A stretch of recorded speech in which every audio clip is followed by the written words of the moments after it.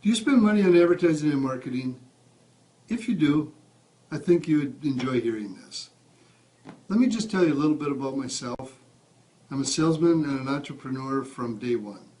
I got out of high school, bought and sold a few cars, did a little bit of this and that, a typical post-high school grad student. And then I started my own business.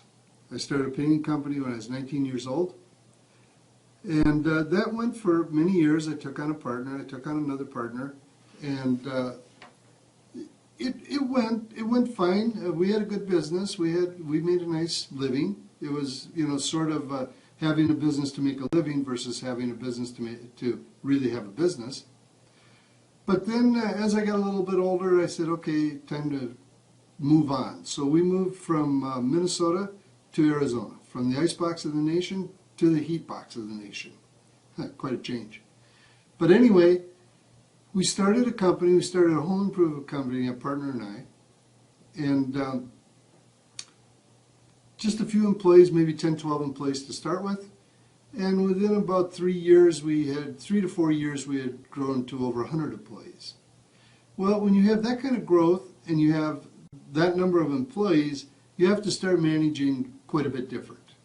You can't really go by just gut feel and this kind of thing. You've really got to start managing by the numbers. Somehow or another, you've got to have factual data. And actually, it's long before you get to 100 employees. You have to have it, probably somewhere over 10, 15 employees. It starts to really make sense. And the other thing that really kind of ties into that is if you're starting a company and you're having over 10 employees, you're probably doing advertising. Well, advertising costs money. And I was in that position. I knew I had to advertise. Every book I read, every seminar I went to, every audio video tape I watched or listened to, they talk about marketing. You have to do marketing. You have to get your name out there. Yellow Page salespeople would come. You have to have your name out there.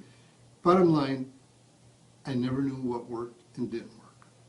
And in fact, I have read numerous times in business volumes that even some of the big companies don't really know what works and what doesn't work. They have marketing budgets, and they have marketing managers and marketing people, and they manage it the best they can.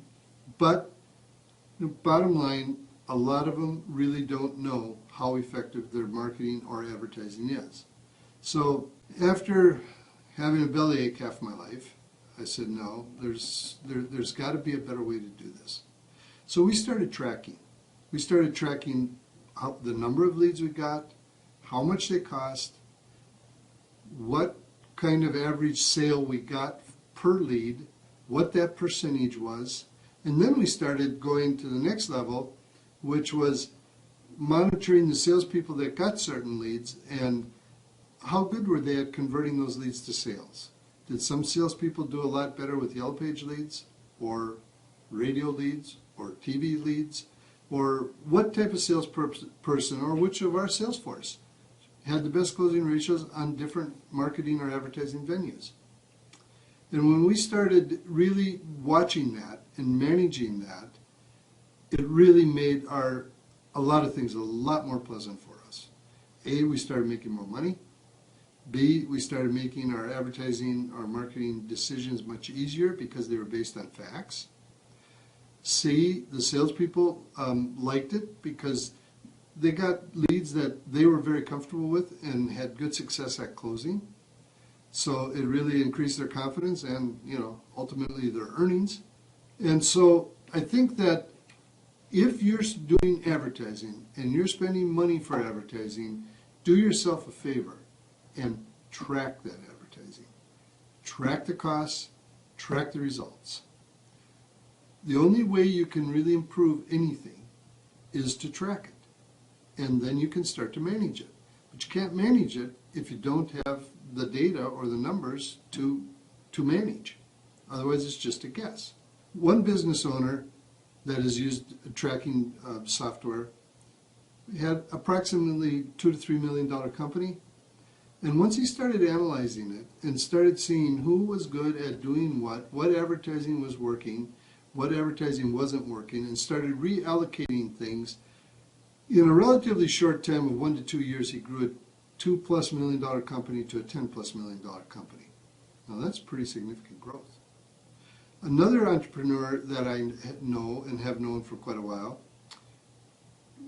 started really tracking and looking at the data, and he discovered that some of his advertising wasn't working out near as well as he had thought, and some of it was working out better than what he had thought.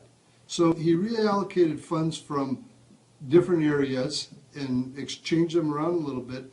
And in a year's time, he cut his advertising costs by $100,000, and yet he increased his gross revenue by $400,000, just really by collecting the data and managing it or analyzing it, and then using that data to make marketing, advertising, purchasing decisions.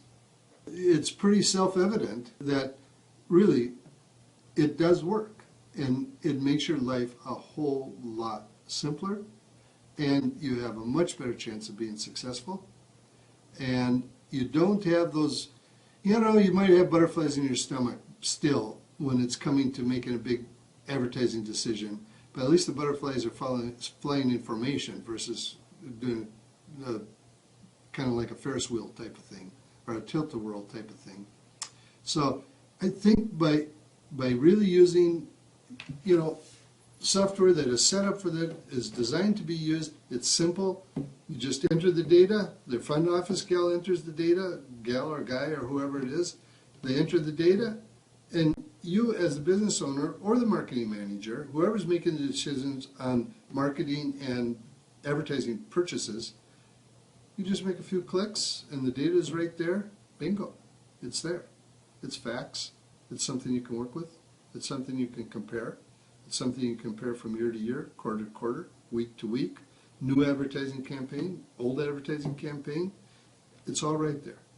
Whatever you need, it's right there at your fingertips.